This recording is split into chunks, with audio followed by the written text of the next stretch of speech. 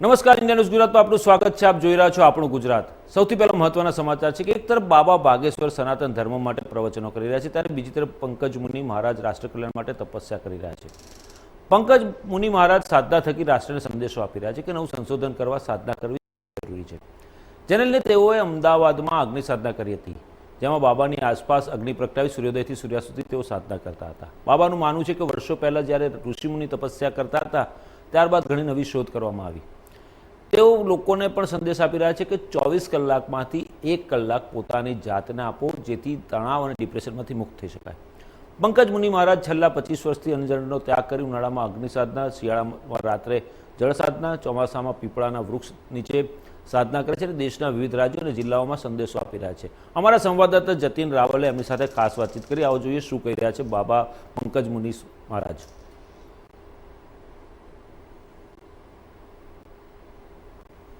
एक तरफ बाबा बागेश्वर जो है वो सनातन धर्म के लिए जो है लगातार जो है वो प्रचार करते जा रहे हैं, तो दूसरी तरफ जो पंकज मुनि महाराज है वो पिछले कई सालों से जो है उन्होंने अन्न का त्याग किया है। अलग अलग मौसम के हिसाब से जो है वो योग साधना करते रहे थे, जिसमें अग्नि साधना है, जल साधना है। पंकज मुनि महाराज जो है वो अभी सीधे इंडिया न्यूज के साथ जुड़े हुए हैं, उनसे बातचीत करेंगे और जानने का प्रयत्न करेंगे। महाराज, कितने साल के थे आप? आपके फैमिली में आईएएस भी है, आईपीएस भी है, लेकिन आपने राष्ट्रीय हित के लिए साधना का प्रयत्न किया, आप क्या कहना चाहते हैं इसी से? हाँ, मैं 14 वर्ष की अवस्था से घर से निकल के पहले यूपी बॉर्डर से होते हुए नेपाल की ओर निकला और तिब्बत में काफी बौद्धिक धर्म की जो साधनाएं होती है, अनासपाती, विपश्यना, जो अपने आप को जानना और जागने की जो प्रक्रिया होती है, वहाँ हमने साधनाओं का बहुत सारा प्रयोग किया। और हमारी जो लुप्त विद्याएं थी संस्कृति सनातन की, उनके पर रिसर्च कैसे किया जाए, खोज कैसे किया जाए। पहले हमारे ऋषि मुनि सनातन के पहले कैसी कैसी साधनाएं करते थे, कैसी कैसी तपस्याएं करते थे, किस किस तरह से रिसर्च करते थे।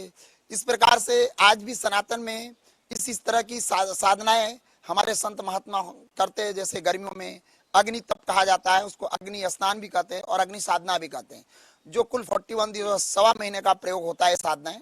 जो मेरी 5 दिन की साधना अहमदाबाद में थी, जो 41 दिवस यानी सवा महीने की साधना मेरी 5 जून को पूरी हो गई। इसके बाद बारिश के दिनों में खुले आसमान में चतुर्मास आती, जो वृक्षों और झाड़ों के नीचे बैठ के खुले आसमान के नीचे, खुले आकाश वृत्ति के नीचे कैसे साधनाएं की जाए, जो हमारे संस्कृति सनातन की मूलभूत स्रोत है कि पहले कैसे कैसे साधनाएं की जाती थी। ठंडियों में नाइट की जलधारा साधनाएं होती है। इस प्रकार से विभिन्न प्रकार का बहुत सारे जो रिसर्च होते हैं साधनाएं, वो मुझे करना पसंद है। और मूल सबसे सर्वप्रथम व्यक्ति के लाइफ में, जीवन में राष्ट्र हित होना चाहिए। हम तो यही संदेश देना चाहता हूँ पूरे राष्ट्र को कि थोड़ा हम हमारे सब भाइयों बहनों राष्ट्र हित के लिए घर संसार से थोड़ा व्यक्तिगत स्वार्थ से ऊपर उठ के थोड़ा राष्ट्र के प्रति भी लगाव है, उसके प्रति भी प्रेम हो। और राष्ट्र, जिस राष्ट्र के हम नागरिक हैं, उस राष्ट्र के नागरिक होने के कारण राष्ट्र के प्रति हमारा पहला दायित्व और जिम्मेदारी होनी चाहिए। तो ये थे पंकज मुनि महाराज जी, जो राष्ट्रहित की भावना को लेकर जो है पिछले कई सालों से चल रहे, अलग अलग पूरे देश में अलग अलग जगहों पर जाकर साधना करते हैं, लोगों को राष्ट्रहित का जो है वो संदेश देते हैं। कैमरा पर्सन किशोर आटवले के साथ जतिन रावल, इंडिया न्यूज, अहमदाबाद। હવે વાત કરીએ પાટણની, તો પાટણ જિલ્લાના સાંતલપુર તાલુકાના લોધરા ખાતે સ્વચ્છતા અભિયાન કામગીરી હાથ ધરાઈ હતી.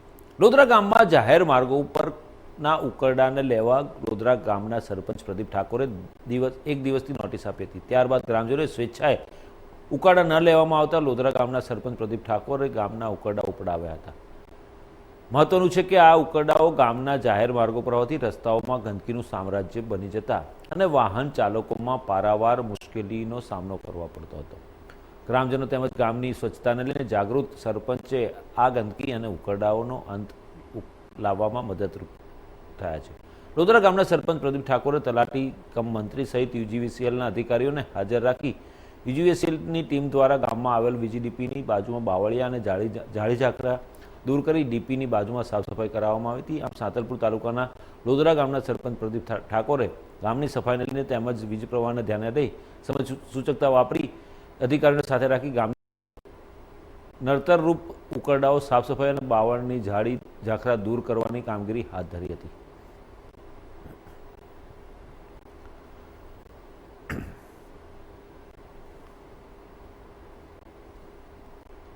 ધારીના ચાલાલા પંથકમાં છેલ્લા 4-5 દિવસથી વીજ પુરવઠો સમયસર ન મળતા ખેડૂતોમાં રોષ જોવા મળ્યો હતો. પીજીવીસીએલની કચેરી બહાર હોબાળો મચાવ્યો હતો. ધારી તાલુકાના ચાલાલા શહેરમાં પીજીવીસીએલની કચેરી ખાતે ખેડૂતોએ હોબાળો મચાવ્યો હતો. ચાલાલા, ઢોલરવા, માણાવા, ગોપાલગ્રામ, મીઠાપુર સહિત વિસ્તારના ખેડૂતો દ્વારા પીજીવીસીએલની ઓફિસમાં હંગામો કરવામાં આવ્યો. ત્યારે કેટલાય દિવસથી સમયસર વીજ પુરવઠો ન મળતા ખેડૂતો મુશ્કેલીમાં મુકાતા પીજીવીસીએલ ખેડૂતો અને વેપારીઓ પીજીવીસીએલ કચેરીએ પહોંચ્યા હતા.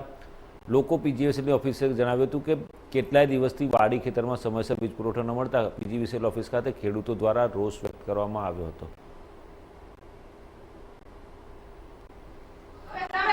પીજીવીસીએલની ઓફિસે આપણે 11 પહેલાં પવન હતો, આપણે ભીમ 11 પહેલાં પવન હતો તેદુની લાઇટ અમારે આવી જાય છે. 8 કલાક સતત અમારે લાઇટ જ નથી રહી. ભીમ 11ની પહેલાં પવન ઉપડ્યો હતો તેદુની લાઇટ અમારે વહી ગઈ હતી. એટલે આવે 10 મિનિટ આવે વહી જાય. અત્યારે જનાવરની એટલી બીક છે, દીપડાઓ, થાવજ, અટાણે સીમમાં અમારે કોઈ માણસો લાઇટ વગરના ખુશી નથી રહેવા. માણસો બધા ભાગવા મળ્યા અને કરોડો રૂપિયાનું બિયારણ અમે વાવી દીધું છે તો લાઇટ નથી. તમારે અમારે પાવાનું કેમ? લાઇટ વગર તો અને આગાહીવાળા કહે છે કે તમારે પિત્ત કરવું હોય તો તમે બધું બિયારણ વાવીજો. આગાહીવાળા અંબાલાલ પટેલે પોતાએ કીધું છે કે પિયત કરવું હોય તો વાવીજો તમે, નકર કોઈ બિયારણ ખોતા નહીં. તો અમારે તો પાણી છે છતાંય અંબાલાલના પટેલની આગાહી અમે હાલ્યા છીએ. અંબાલાલ પટેલે કીધું છે કે પાણી હોય તો તમે વાવીજો બિયારણ, નકર નહીં વાવતા. એટલે અમારે વરસાદ પહેલાં અમે કપાસિયા સોંપી દીધા, અટાણે કોટા કાઢી ગયા છે, પણ લાઇટ વગરનું પાવું કઈ રીતે? અંબાલાલ પટેલે કીધું છે કે પિયત કરવું હોય તો વાવીજો, નકર બિયારણ ખોટું બગાડતા નહીં તમે.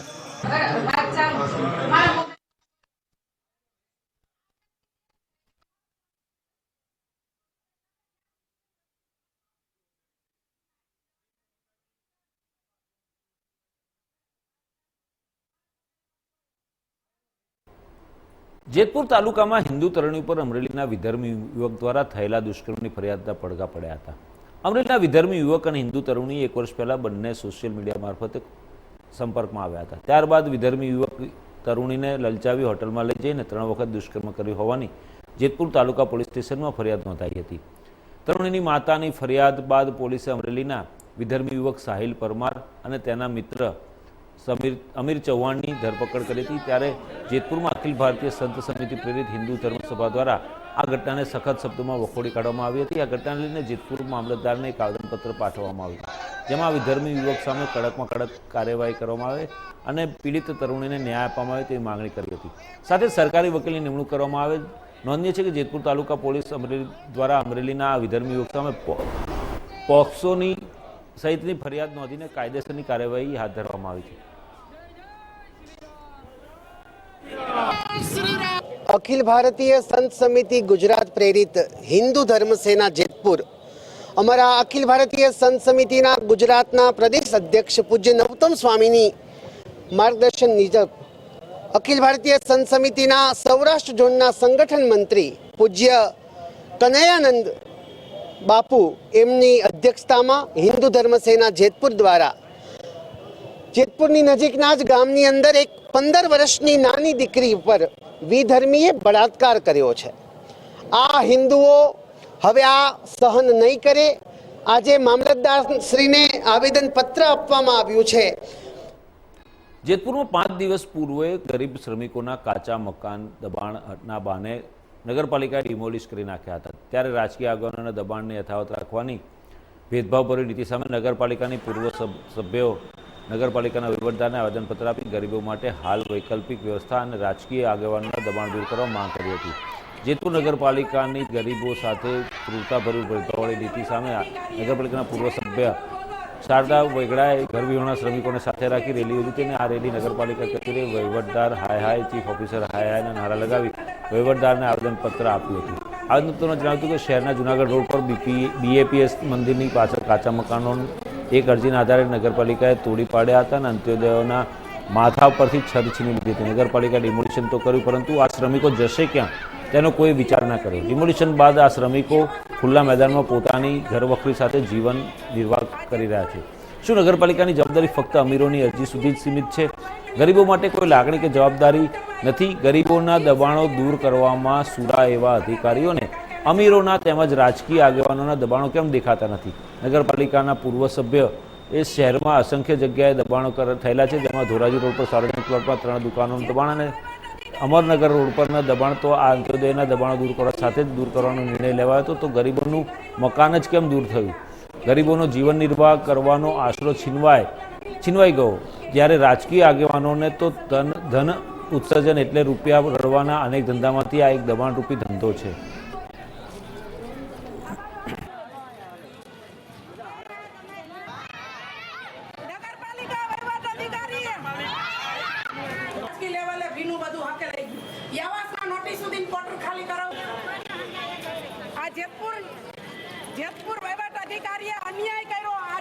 અમારી માંગણી એ છે કે આ લોકો ગરીબ માણસોને નોટિસો આપી, ભાજપના ઉપપ્રમુખોને નોટિસ આપી, બીજા સભ્યને નોટિસ આપી કે ભાઈ આવા સુધરાઈ સભ્ય જો દબાણમાં પોતે દુકાનનું ધંધા માટે કરી છે તો તમામને છે ને ડેમોલેશન થશે એવી નોટિસો આપી.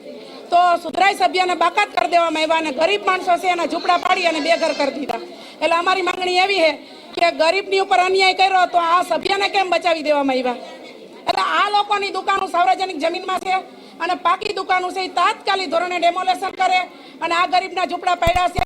તો આવાસની અંદર કેટલો બધો ભ્રષ્ટાચાર થયો છે. મેં 1 મહિના પહેલા નગરપાલિકાએ અધિકારીએ નોટિસો આપી છે ભાડુતોને કાં ખાલી કરવા, તો તાત્કાલિક મકાનો ખાલી કરીને આ લોકોને સમાવેશ કરી લે. અને જો એ મકાનમાં સમાવેશ ન કરી શકતો હોય, રાજકીય રીતે એ નોટિસો દબાઈ ગઈ હોય, તો નગરપાલિકા ગમે ત્યાં ઘણી બધી જમીન પડી છે એ આ લોકોને તાત્કાલિક ધોરણે ફાળવી અને એના ઝૂંપડા ઊભા કરી દે કે એ લોકો ચોમાસામાં એમાં રહી શકે.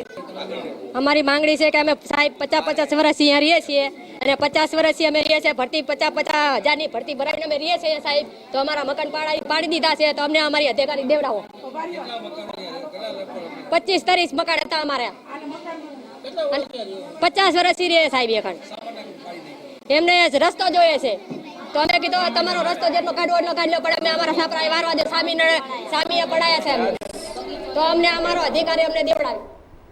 કેન્દ્રની મોદી સરકાર દ્વારા સફળતાપૂર્વક 9 વર્ષ પૂર્ણ કરતા સમગ્ર વિશ્વ ફલક પર ભારતને અગ્રીમ હરોળમાં લાવી, જેના લીધે ભારત વિશ્વગુરુ તરફ હરણપાર ભરી છે. આ કાર્યક્રમના ભાગરૂપે દાહોદ જિલ્લા કમલમ ખાતે દાહોદના સાંસદ જસવંતસિંહ ભાભોરની અધ્યક્ષતામાં એક પત્રકાર પરિષદ યોજાઈ હતી. દાહોદ જિલ્લામાં સંપર્કથી સમર્થન અને વિકાસ તીર્થયાત્રાને અભૂતપૂર્વ પ્રતિસાદ મળી રહ્યો છે, જેના ભાગરૂપે આ પરિષદનું આયોજન કરવામાં આવ્યું હતું.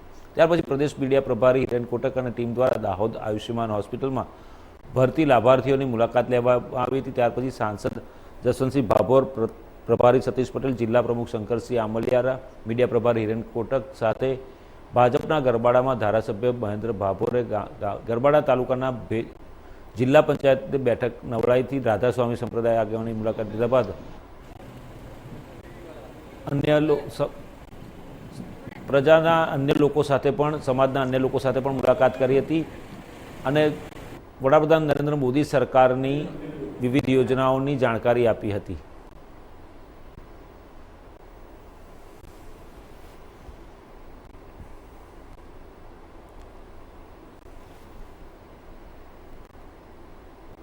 અરવલ્લી જિલ્લાના માલપુરના મુખીના મુવાડા ગામે ત્યજી દેવામાં આવેલી નવજાત બાળકીનું સારવાર દરમિયાન મોત નીપજ્યું છે.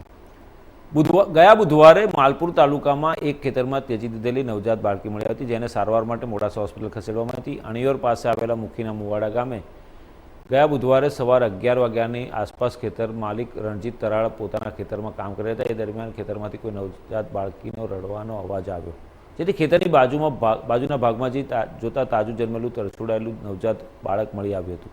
નવજાત બાળકી મળ્યા અંગેની જાણ માલપુર પોલીસને કરવામાં આવી હતી. આરોગ્ય વિભાગને જાણ કરી બાળકીને સુરક્ષિત કપડામાં વીંટી 108 દ્વારા નવજાત શિશુને માલપુર CHCમાં સારવાર માટે ખસેડવામાં આવી અને ત્યાંથી વધુ સારવાર માટે મોડાસા સાર્વજનિક હોસ્પિટલમાં બાળકોના વિભાગમાં દાખલ કરાઈ હતી. જોકે જન્મ સમયે ઓછું વજન ધરાવતી બાળકીને ઇન્ફેક્શન, પ્લેટલેટ કાઉન્ટમાં ઘટાડો અને ઓક્સિજન લેવલ ઘટતા તેને મોડાસાની સાર્વજનિક હોસ્પિટલમાં અંતિમ શ્વાસ લીધા હતા. એક તરફ બાળકીનું મોત નીપજ્યું છે, તો બીજી તરફ બાળકીને ત્યજી દેનાર માતા માલપુર પોલીસ સ્ટેશન હાજર થઈ હતી. સમગ્ર મામલે પોલીસે વધુ કાર્યવાહી હાથ ધરી છે.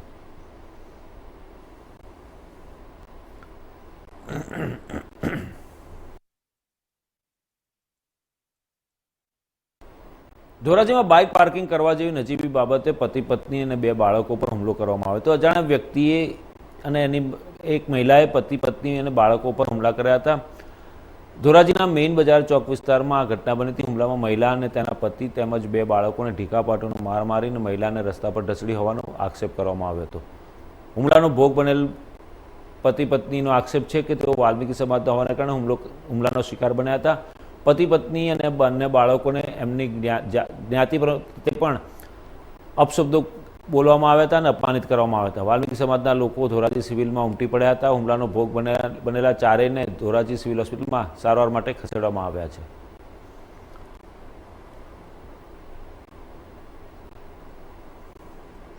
ભુજથી મુન્દ્રા રોડ પર જતા સેડાતા પાસે આવેલા હાઈલેન્ડ રિસોર્ટ 2 તારીખે રાત્રે અમદાવાદથી 22 વર્ષીય યુવતીએ પોતાની સાથે થયેલા કથિત દુષ્કર્મની ફરિયાદ ભુજની જીકે જનરલ હોસ્પિટલમાં નોંધાવી હતી અને તેના પગલે યુવકે આપઘાત કરી લેતા આ ચકચારી પ્રકરણમાં નવો વળાંક આવ્યો છે, જેમાં મૃતક આહિર યુવકને હની ટ્રેપમાં ફસાવી 4 મહિલા સહિત કુલ 9 આરોપીએ 4 કરોડની ખંડણી માંગવાનો કેસ સામે આવ્યો છે.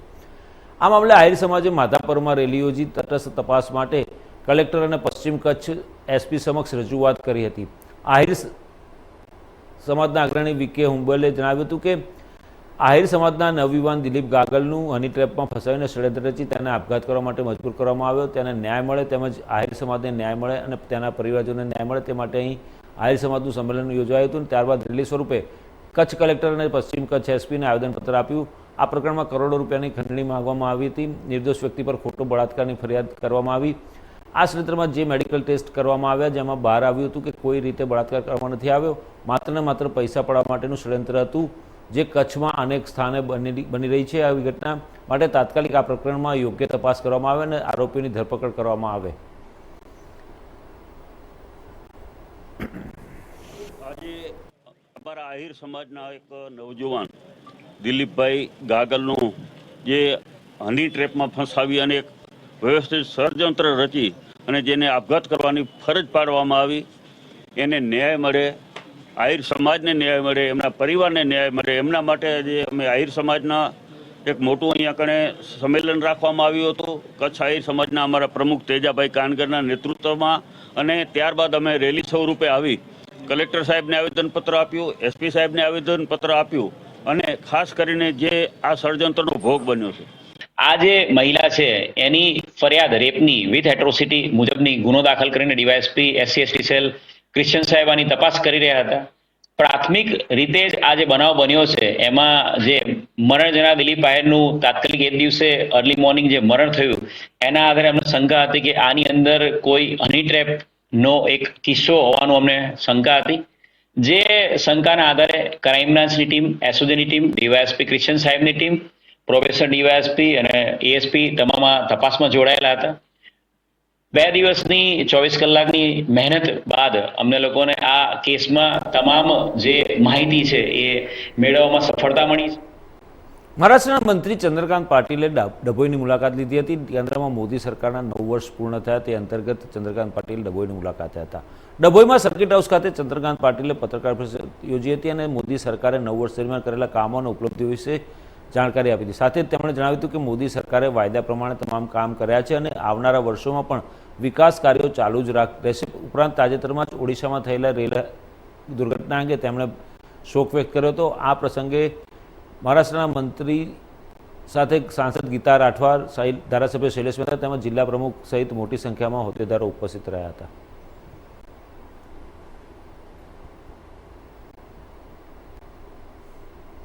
ભાવનગર જિલ્લાના પાલીતાણામાં અસામાજિક તત્વોનો આતંક સામે આવ્યો હતો. બે વ્યક્તિઓ એક વ્યક્તિને ધોકા વડે ઢોર માર મારતા હોય તેવા સીસીટીવી ફૂટેજ વાયરલ થયા હતા. અંગત અદાવતમાં વ્યક્તિ પર ધોકા વડે હુમલો કર્યાની ઘટના સામે આવી હતી. બે વ્યક્તિઓએ એક્ટિવા ચાલક પર જાહેરમાં ધોકા ઝીક્યા હતા. ધોકા વડે ઢોર માર મારતા ઈજાગ્રસ્ત યુવકને હોસ્પિટલમાં ખસેડવામાં આવ્યો. જોકે સમગ્ર ઘટનાને લઈને કોઈ પોલીસ ફરિયાદ નોંધાઈ નથી, પરંતુ પોલીસે ઘટનાની તપાસ શરૂ કરી દીધી છે. બનાસકાંઠા જિલ્લામાં સતત કમોસમી વરસાદ અને ભારે પવન ફૂંકાવાના કારણે ખેડૂતોના ખેતરમાં ભારે નુકસાન થયું છે. ત્યારે પાલનપુર સહિત અનેક વિસ્તારોમાં બાજરી અને મગફળીના પાકને ભારે નુકસાન થતાં ખેડૂતો સહાયની માંગણી કરી છે. હવામાન વિભાગ દ્વારા આગાહીના પગલે બનાસકાંઠા જિલ્લામાં ભારે પવન તેમજ કમોસમી વરસાદ થવાના કારણે જગતનો તાત ફરી એક વખત ચિંતામાં મુકાયો છે. મહત્વની વાત એ છે કે સતત એક મહિનામાં ત્રીજી વખત કમોસમી વરસાદ થવાના કારણે ખેડૂતોના ખેતરોમાં ઊભા પાક જે બાજરી અને મગફળીનો છે તેનું વાવેતર થયું હતું. તે પાક તૈયાર થયો હતો અને કમોસમી વરસાદના કારણે તેમાં નુકસાન થયું છે અને ખેડૂતોના મોંમાં આવેલો કોળિયો છીનવાઈ જતાં જગતનો તાત ફરી એક વખત મુશ્કેલીમાં મુકાયો છે. જોકે અત્યારે તો ખેડૂતોને પડતા પર પાટું જેવી સ્થિતિ જોવા મળી રહી છે. જે ખેડૂતોના ખેતરમાં પાકનું નુકસાન થયું છે તેનું તાત્કાલિક સર્વે કરવામાં આવે અને સહાય કરવામાં આવે તેવી માંગણી કરવામાં આવી છે. એક તરફ દેશમાં ચોમાસું શરૂ થવાની ઘડીઓ ગણાઈ રહી છે ત્યારે ચોમાસું અરબ સાગર સુધી પહોંચી ચૂક્યું છે અને બીજી તરફ અરબ સાગરમાં વાવાઝોડાનો ખતરો તોળાઈ રહ્યો છે. અરબ સાગરમાં આવનારા દિવસોમાં વાવાઝોડું સર્જાવાની શક્યતા છે. રાજ્યમાં બિપરજોય ચક્રવાતી વાવાઝોડું આવવાનું છે. તેના કારણે અનેક જિલ્લાઓમાં ભારે પવન સાથે વરસાદનું એલર્ટ જાહેર કરવામાં આવ્યું છે. હવામાન વિભાગના જણાવ્યા અનુસાર અરબ સાગરમાં લો પ્રેશરનું ક્ષેત્ર બની રહ્યું છે, જેના કારણે આગામી 2 દિવસમાં ચક્રવાતમાં ફેરવાઈ જશે. આ ચક્રવાતની ગુજરાત ઉપરાંત મહારાષ્ટ્રના અનેક જિલ્લાઓમાં પણ અસર જોવા મળશે. દક્ષિણ અરબ સાગરમાં સાયક્લોનિક સર્ક્યુલેશન લો પ્રેશરમાં પરિવર્તિત થયું છે. હવે એ ડિપ્રેશન બનીને આગળ વધશે. આગામી સમયમાં વાવાઝોડું બન્યા બાદ એ કઈ દિશામાં આગળ વધશે તે અંગે હવામાન વિભાગે આગાહી કરી છે. અરબ સાગરમાં બનેલી સિસ્ટમની અસર કેરળમાં પહોંચનારા ચોમાસા પર પણ પડી રહી છે. હવામાન વિભાગે જણાવ્યું હતું કે 7મી જૂન સુધી ચક્રવાત બિપરજોયને કારણે વાવાઝોડા સાથે ભારે વરસાદ પડશે. પવનની ઝડપ 50 કિલોમીટર પ્રતિ કલાકની રહેશે. ગુજરાતના બનાસકાંઠા, સાબરકાંઠા, અરવલ્લી જિલ્લામાં ભારે પવનની સાથે વરસાદ પડી શકે છે. આ સાથે પાટણ, મોડાસા, મહેસાણા સહિત અન્ય વિસ્તારોમાં પણ વરસાદનું એલર્ટ જાહેર કરવામાં આવ્યું છે. ભારે વરસાદના પગલે એસડીઆરએફની ટીમોને પણ એલર્ટ કરી દેવામાં આવી છે. રાજ્ય પ્રશાસને માછીમારોને દરિયામાં ન જવાની સૂચના આપી છે. સ્થાનિક સ્તર અધિકારીઓને પણ સતર્ક રહેવા માટે કહેવામાં આવ્યું છે. હવામાન વિભાગે જણાવ્યું હતું કે 7મી કે 8મી જૂને સિસ્ટમ વધારે મજબૂત બનીને ઉત્તર અરબ સાગર તરફ આગળ વધી શકે છે. જો કે ગુજરાત પહોંચશે કે કેમ તે અંગે હજુ સંભાવના વ્યક્ત કરવામાં આવી નથી, પરંતુ જે પ્રમાણેની સ્થિતિ બની રહી છે તે જોતાં વાવાઝોડું ગુજરાતને અસર કરી શકે છે એવી સ્થિતિ બની રહી છે. દક્ષિણ અરબી સમુદ્રમાં બનેલું લો પ્રેશર હવે ઉત્તર દિશામાં આગળ વધવાની શક્યતા વ્યક્ત કરાઈ છે. જો કે આગામી દિવસોમાં સિસ્ટમ મજબૂત બન્યા બાદ ગુજરાત તરફ આવશે કે પછી ઓમાન કે પાકિસ્તાન તરફ ફંટાશે એ અંગેની હવે પછી આગાહી કરવામાં આવશે.